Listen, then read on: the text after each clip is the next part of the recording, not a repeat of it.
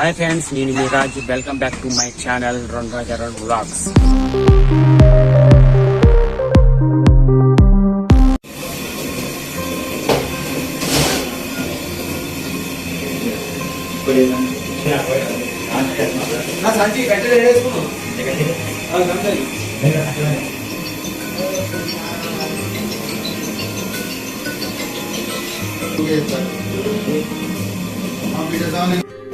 మనిషి కూడా పోయినటువంటి ప్రాంతంలో అప్పుడు పెద్దలు లోపల ఆ సొరికి అనేటువంటి ధ్వని అనేటువంటి ప్రాంతం లోపల అమ్మవారిని నేర్పినారు.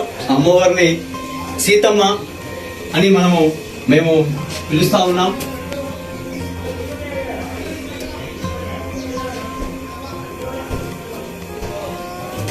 ఇక్కడ శ్రీ ఆంజనేయ స్వామి వారు వెలిసి ఉన్నారు. వారు మేము గత చిన్నప్పటికెళ్ళి కూడా ఈ యొక్క స్వామివారిని చూసుకుంటూ ఇక్కడ మేము స్వామివారి సేవలో పాల్గొంటున్నాం. లోపల ఉన్నటువంటి అమ్మవారి తర్వాత ఇక్కడ శ్రీ ఆంజనేయ స్వామి, భక్తాంజనేయ స్వామి వెలిసి ఉన్నారు. ఆ తర్వాత ముందుకెళ్తే ఇక్కడ చంద్రగ్రహాన్ని మాకు పెద్దలు నిర్ణయించినారు, పెద్దలు చెప్పినారు. ఈ యొక్క గ్రహాన్ని, చంద్రగ్రహాన్ని జింక వాహనం మీద ఉంది కనుక ఒక గ్రహాన్ని వాళ్ళు చెప్తా ఉన్నారు. అది మేము అదే నమ్మకంగా మేము ఈరోజు ఉన్నాం. లోపల అమ్మవారి తర్వాత ఆంజనేయ స్వామి, ఆ తర్వాత ఇక్కడ జింక వాహనం అయినటువంటి చంద్రగ్రహాన్ని పెద్దలు నిర్ణయించినారు. మేము అలాగే భావిస్తూ ఇక్కడ సేవ చేసుకుంటూ ఉన్నాం. ఇప్పుడు ఒక మహిమానటువంటి ప్రదేశం లోపల ఇలాంటి అరుదైనటువంటి విగ్రహాలు నెరవడం చాలా సంతోషం, చాలా గర్వకారం, చాలా మేము ఊహించినటువంటి దేవుడు ఇక్కడ వెలిసి ఉన్నారు. ఆ తర్వాత వాలి ఏదైతే కిష్కింద ఏలినటువంటి రాజు వాలి, సుగ్రీవులు అన్నదమ్ములు ఇద్దరు ఒకే మారుగా ఉన్నటువంటి ఈ దేవుళ్ళు వాలి, సుగ్రీవులు వీరిని ఒకప్పుడు రామచంద్రమూర్తి అరణ్యవాసం చేసిన సమయం లోపల వాలి సుగ్రీవులను ఒక దగ్గర యుద్ధం చేపించి తనను వధించాలనే ఉద్దేశంతో చేసినటువంటి తరుణం లోపల అప్పుడు వాలి ఎవరు, సుగ్రీవులు కూడా తెలియని తరుణంలో అప్పుడు ఒక మాల వేయించి వాళ్ళకి అప్పుడు వారు రామచంద్రమూర్తి వాలి వదను గావిస్తాడు. అలాంటి మహాబలుడు తన బలాన్ని ఎదుటివారి బలంలోని సగం బలాన్ని తీసుకొని తన బలంతో సహా ఎదుటివారి బలాన్ని కూడా మహాబలులను కూడా వధించిన రావణాది పెద్ద పెద్ద మహారాజులను కూడా తను వదిలించినటువంటి గొప్ప మహాబలుడు వాలి. ఆ తర్వాత వారి సోదరుడు సుగ్రీవ మహారాజు ఇక్కడ వెలిసి ఉన్నారు. వారు యొక్క కిష్కింద పట్టణాన్ని వాలి తర్వాత అగ్రజుడైనటువంటి వాలి తర్వాత సుగ్రీవుడు ప్రతాపశేఖము ఎప్పుడైతే రామచంద్రమూర్తి అరణ్యవాసం తర్వాత లంకకెళ్లి సీతమ్మ వారిని తీసుకెళ్లే ముందు వారు ఇక్కడ వాలి వద తర్వాత సుగ్రీవ మహారాజును కిష్కిందకు రాజును చేసినటువంటి ఆ రోజు వారే ఇక్కడ సుగ్రీవ దేవుళ్ళు మాకు వెలిసి ఉన్నారు. ఇలాంటి మహిమ గలటువంటి వారసులు నెరవడం అంటే చాలా మాకు సంతోషం. చాలా భక్తిపూర్వకంగా ఈ యొక్క స్వామివారిని ప్రతి సంవత్సరం వేడుకోవడం మాకు ఒక ఆనవాయితీగా భక్తి పూర్వకంగా ఈ కార్యక్రమం చేసుకుని వస్తున్నాం. మా స్వాములందరూ కూడా సేవలు పాల్గొని ప్రతి సంవత్సరం శ్రావణ మాసంలో ప్రతి నెలకొక మారు వీరందరూ చంద్రం సమర్పిస్తాం. చంద్రధారణ, అలాగే మాలధారణ శ్రావణ మాసంలో 21 మార్లు ఇక్కడ చాలీసా పారాయణం కూడా ప్రతి సంవత్సరం చేస్తాం కార్తీక మాసంలో.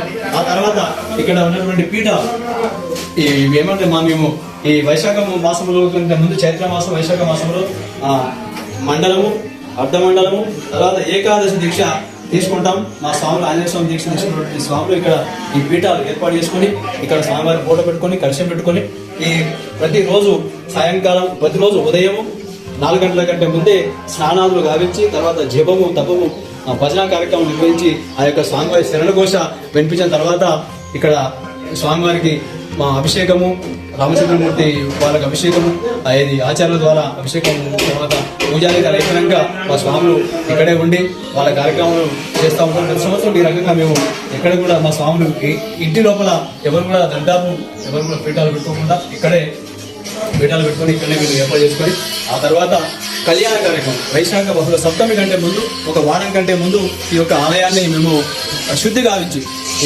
గావించి మంచిగా శుభ్రపరిచి తర్వాత రంగులు సున్నము ఇట్లా వేయించిన తర్వాత వైశాఖ బహుళ సప్తమి కంటే ముందే అది ఏర్పాటు చేసుకుని మా సమానంతరం కూడా ఈ సన్నద్ధం అవుతాం. ఏది కళ్యాణానికి సన్నద్ధమై కార్యక్రమం చేసుకుంటూ పోతుంటాం. ఇక్కడ వీరు నవగ్రహ దేవత, నవగ్రహాలు చూద్దాం. ఇక్కడ నవగ్రహాలు మా కన్నాపూరు దాతలు వాస్తవ్యులు అప్పుడు నవగ్రహ మండపానికి సహకరించినటువంటి వాళ్ళు, వారి సహకారంతో ఈ నవగ్రహ మండపాన్ని ఏర్పాటు చేసుకోవడం జరిగింది. ప్రతి ఈ రోజు కూడా ఇక్కడ పూజాధికారులు కార్యక్రమం చేసుకుంటూ ఉంటాం. ప్రతి రోజు కూడా, ప్రతి వారం, ప్రతి శని త్రయోదశి కూడా ఇక్కడ నవగ్రహ కార్యక్రమం మండపం లోపల కార్యక్రమం చేసుకుంటూ వారి దయ వల్ల చాలా మంది కూడా మేము బాగుపడి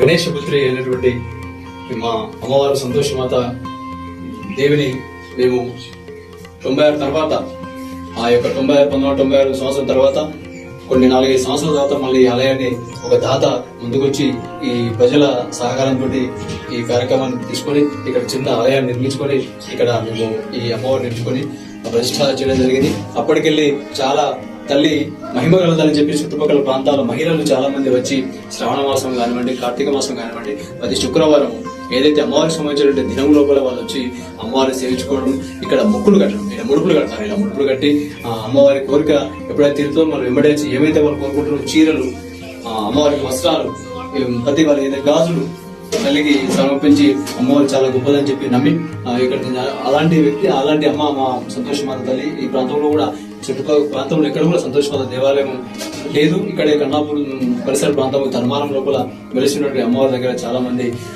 వచ్చి వేడుకుంటారు. ఈ అమ్మ చాలా గొప్పదని మేము మా యొక్క భావన, మా యొక్క వాస్తవం అది.